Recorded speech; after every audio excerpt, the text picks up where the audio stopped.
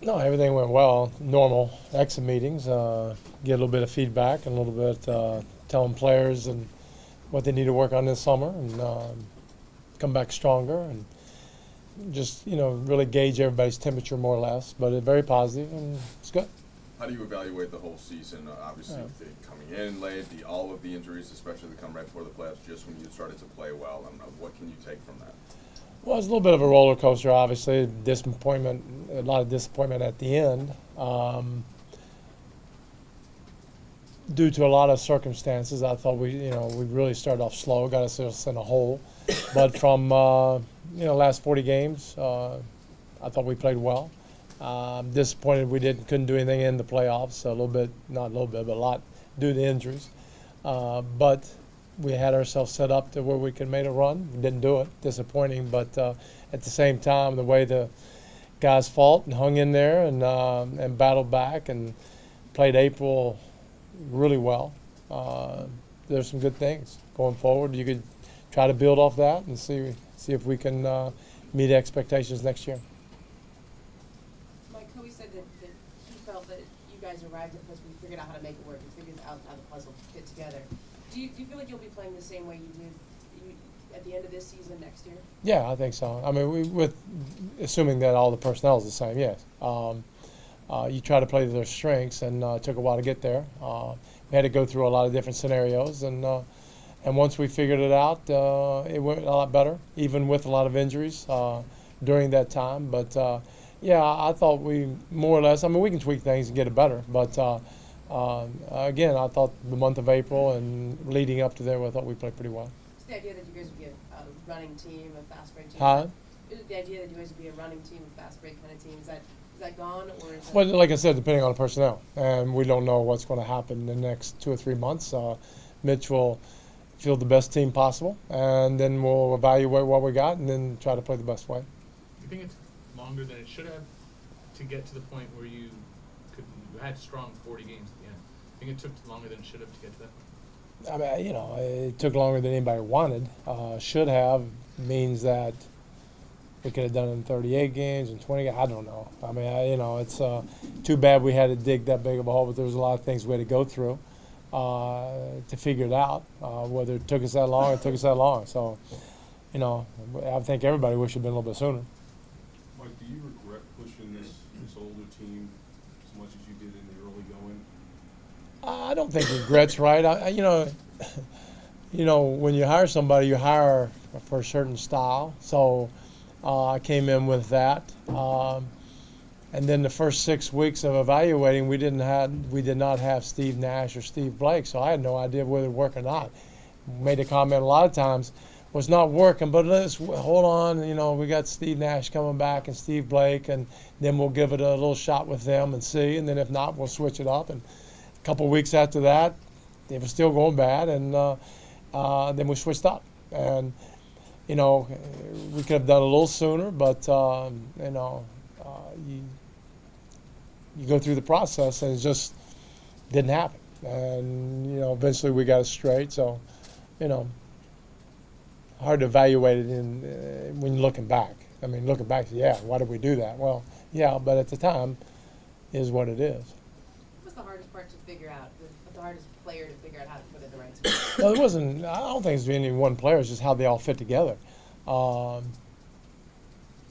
and you're doing it without a training camp, and you're doing it losing, and you're doing it with the pressure coming down on you. And you're doing it with players injured. I mean, Dwight was not 100. He said that the whole year. Powell was definitely not 100%.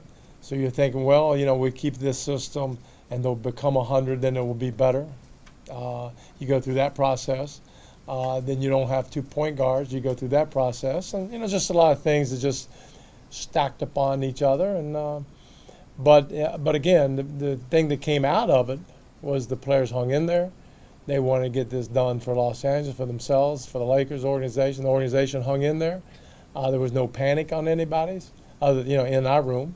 So because of that, they let you work through the problems, and I thought we worked through them. And that's I think a great thing for the players to take out of the season. As late as like late March, you were questioning whether these guys should be talking about championship, based on Well, the yeah. Kobe just said, if the guys come Oh, I think championships should be expectations. Most of that talk came when we were just trying to get out of the hole and trying to make the playoffs. So it's hard to talk about the championship when you're still trying to make the playoffs. So we try to put that to rest early. But no, and as a matter of fact, I would think 30 teams are going to be talking to championship in September. They always do. You should. I mean, why not?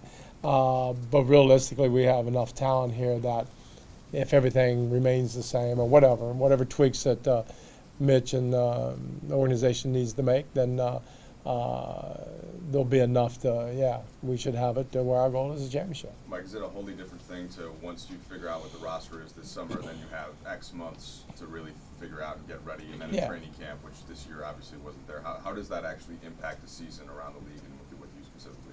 Well, no, I think that highly impacts. It's been 3 years since I've had a training camp, from the strike to this year to whatever.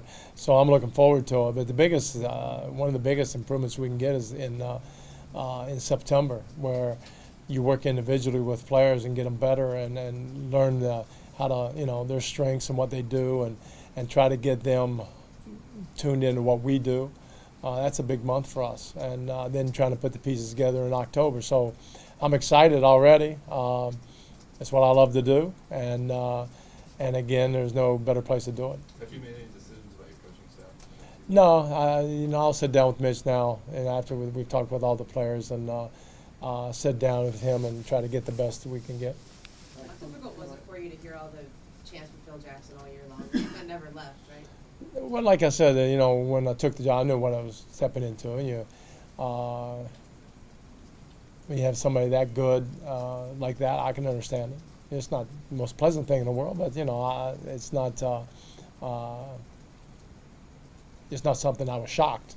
So you work through it, and it's up to me and up to the team to win enough to where that it go away.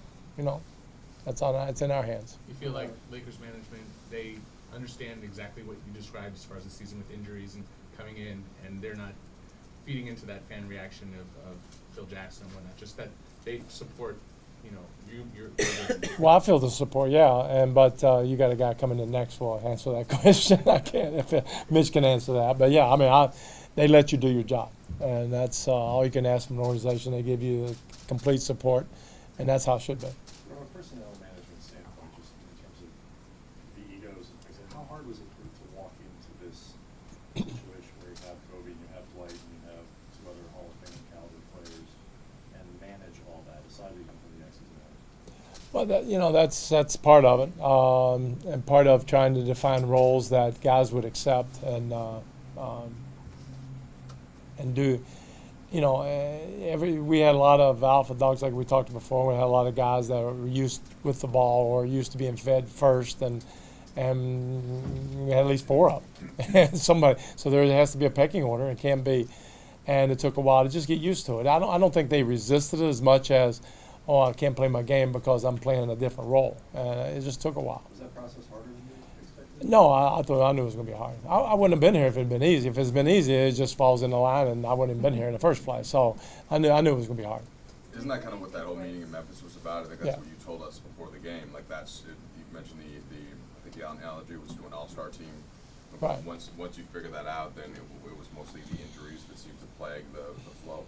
I think, I think that's fair. I think that it is a process, and I think everything went into it. A lot of the early losing was because we weren't physically in great shakes, and so that feeds into I don't like what I'm doing as my role. Losing causes a lot of problems. Winning solves a lot of problems, and but we had to get through that. And again, it's go back to the players. I mean, they did not give up. They could have. A lot of teams would have. And they didn't do it, and they fought back and made an interesting last 2 months. Mike, where do you think Dwight's at as far as whether he's going to want to return or not? I know you're back here somewhere. I just can't see you. Oh, there you are. And he said he doesn't want to feel any pressure and making an emotional decision, so there's no telling, how long this might take. Right. Where do you think he's at? Do you have any insight? Well, just have to go on what he says. I don't have any insight other than what he said, and I think it's right. And he will take his time and make a good decision. And as everybody said, I think everybody knows or hopes for what the right place is. We know it, but that's something he has to come to, and he will. In his own good time. Have you already started the pitch to him? You had him upstairs? Well, I think you pitch everybody. You want everybody to be happy and and show them what it could be like. And I think he knows. So now he'll take that information and sort it out. Injuries aside, is there anything that this roster lacks? Well, you need to ask Mitch a little bit. I mean, you can always, as we were just talking, you can always use more shooters and more athletic people. You can always do that. So I think every team every year tries to improve on that. And now whether you can find that or not, that's something else. So you just keep trying to get better at it. Did you come to have a better appreciation of Pau Gasol in his game and what it could add to the team as the season went on? I don't think I had a better appreciation. I always thought he was one of the best. Now, he was playing a little bit out of position at 4, and I didn't know if that, I didn't, from the outside looking in, I didn't love that. But having experience, it became real good. And Pat, that's the Powell stem. He's that good. So in that sense, can he, make it work as a 4? I didn't know that, but he sure did, and it worked pretty well. What do you need on the floor defensively? Huh? What do you need on the floor defensively if those are 2 are back and those are your starting big guys? What do you need on the floor defensively to match with them, or to pair with them, as far as other players? Well, talk to Mitch a little bit about that. Obviously, you don't need a whole lot. I think we can be good, and we were good the last 40 games because we were healthier, and if we can stay healthy, that's huge. But you're always looking for rangy perimeter guys that when some of our starters go off, that we can turn the heat up more.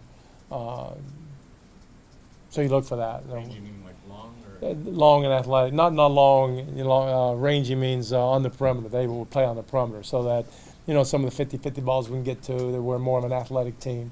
But again, that's just wish list. We'll see. Mitch will do a heck of a job, and if not, we're pretty good right now. So. How much, if at all, does that perception and reputation of you that you can't or don't coach defense bother you? I mean, I don't listen a whole lot.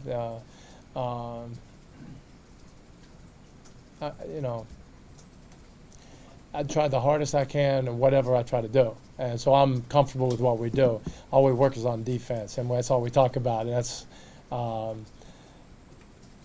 and it's it's amazing when as we get better defensive players, which we have, I've become better.